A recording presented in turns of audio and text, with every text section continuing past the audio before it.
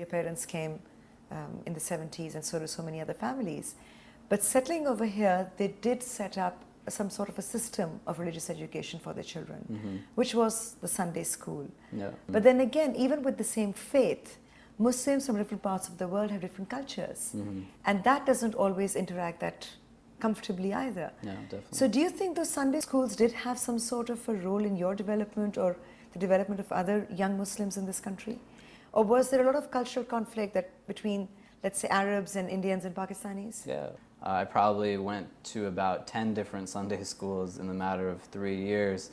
And it's not to undermine the efforts of anyone. You know, people's intentions are good. But where we are institutionally here is, you know, a lot of people who don't have the skill sets and credentials to do certain kind of work are put into a position where they're doing it. There's a lack of funding, a lack of qualified people. And now one day a week, I'm sitting in a basement of somebody's house where somebody, you know, who doesn't know the answer to everything and seemingly just makes up answers, you know, as opposed to saying, I don't know, is teaching me about my religion. It's and not trained for the job anyway. Yeah, you know. So my father's a doctor. It doesn't mean that he knows how to run a Sunday school. He's a trained cardiologist. You know, and I think there's now a realization of that. And, you know, people are beginning to go into these fields and then, you know, work towards the betterment of really institutionalizing Islam and more culturalized organizations, you know, within the American context. I think in terms of racial differences and ethnic differences and divides, I think it's something that's very beautiful in that, you know, my primary constituency here, you know, is not made up of one skin color, doesn't speak one language, adhere to one legal school of thought or theological school of thought. You know, it really shows you the beauty and depth of our law and how it can manifest itself, you know, in a variety of ways by the people who are adhering to it. So you can go to, you know, the Albanian mosque, the Indonesian mosque, you know, the Pakistani mosque, right, where communities have isolated themselves. And this causes problems for us as young Pakistani Muslims because we, again, don't know how to fit in. You know, all of my friends are not Pakistani. When I go to the religious house of worship, you know, the khutbah is in Urdu. You know, there's not a viable place for the women to pray. And it causes a lot of confusion and a lot of problems. Being in the position you are in, do you think there is a way out to that? Our primary objective at our Islamic Center at New York University is one of empowerment.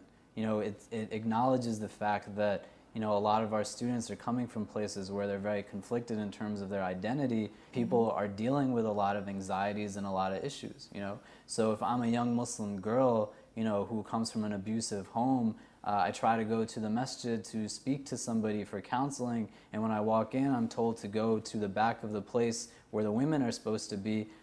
You know, it hurts me inside. And now, you know, in our situation, what we try to do is provide opportunities for everyone to be empowered, not in a way where, you know, it's reactive, but in a more proactive way. Young Muslims or Pakistanis living in the United States post 9/11 seem now to be more aggressive. They're even more aggressive, it seems to us, in the way they dress, in the way they speak, in the manner in which they kind of say, well, this is what I am and this is who I am and accept me for what I am. I wouldn't say that it's aggressive. I would say that it's not passive. That in a post 9/11 climate, you had a lot of people who felt that the, you know, best solution would be that we just kind of sit back and hide ourselves, you know, until things kind of pass over, right? Whereas, you know, in a post 9/11 climate, you know, the Quran was being sold out in every bookstore. You know, people were trying to understand what exactly is this religion about. And, you know, the Muslims were sitting at home, you know, kind of afraid of potential backlash. And there was backlash. And there was backlash. You know, there has to be an element of going out and engaging on the part of a few, you know, for the sake of many. Just really telling people this is what I'm about and humanizing myself in a way where I can comfortably walk down the street without anybody thinking that I don't belong here. But one of, I think, the results or the consequences of 9/11 was that a lot of Muslims who were fairly dormant, they did come together and have become, as you say, maybe an assertive force. Do you think that that is seen by maybe the average American as a threat? The average American is going to have their perception of Islam be shaped by how Islam is taught to them, right? And so regardless of whether the Muslim that they're interacting with, you know, is Caucasian, is African American, you know, is Pakistani, is Arab, you know, any of these things, they're still being bombarded by, this negative imagery in the media that's kind of defining what Islam is for them. I think the context in which, a lot of Muslims are working in America is one where they understand that their words are no longer going to be given a certain credence, right? We're far removed from, the Prophet Muhammad alayhi salam, who, was somebody who was thought of as being very trustworthy and just a man of integrity. People just don't take our words seriously because, there's other people who have kind of tarnished that. And so it's at a point now where, our actions have to reflect also what our words are about. Islam is a religion of peace. Islam thinks of the universality of humanity. The Muslims will provide soup kitchens, homeless shelters, domestic violence shelters, the whole concept of really a welfare state. Yeah, but it's one thing to just say it, and then it's another thing to do it. One, again, very significant thing about yourself is the fact that you are working with the NYPD as chaplain. Was there really a need for that? And can we see that badge? Oh, yeah. I'm sure it's going to be of immense interest to a lot of people. I think, though, yeah.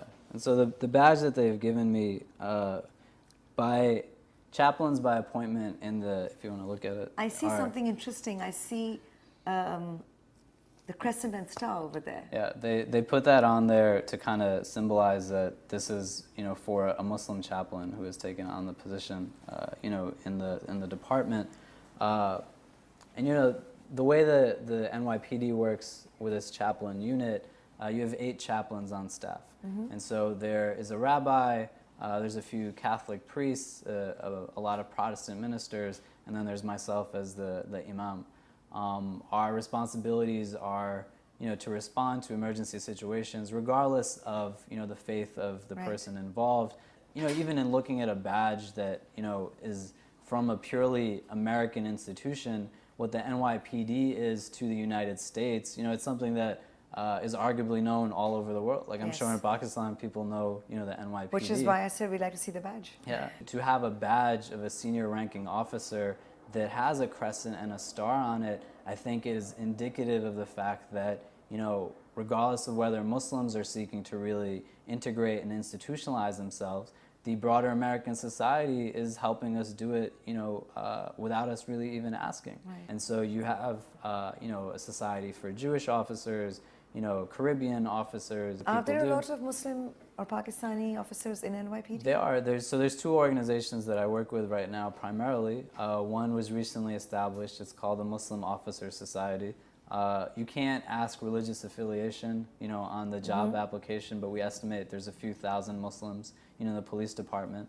And then there's another group that's called NYPD Desi, made up of, Pakistanis, Indians, etc. But they require somebody to be there for them.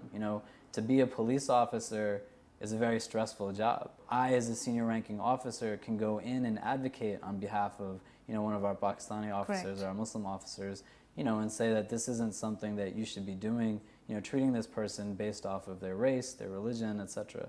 We hear about it of a lot of African Americans converting to Islam.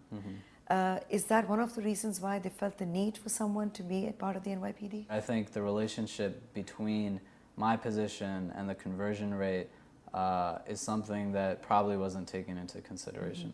That, they just saw the need. So, another facet of my position is to go in and do sensitivity trainings and teach classes, for new officers who are there so that they can understand what it means to deal with a Muslim population. Islam, the way we culturally know it as being from a certain part of the world with a certain culture that it belongs to, is that going to evolve or change, especially with the conversion of African American people to Islam? Yeah. Will it impact that Islamic culture? You have a very diverse mosaic of nationalities and ethnicities represented in, American Islam. Right. And at some point or another, you're going to have to be able to create, communities that kind of transcend, ethnicity and race, right?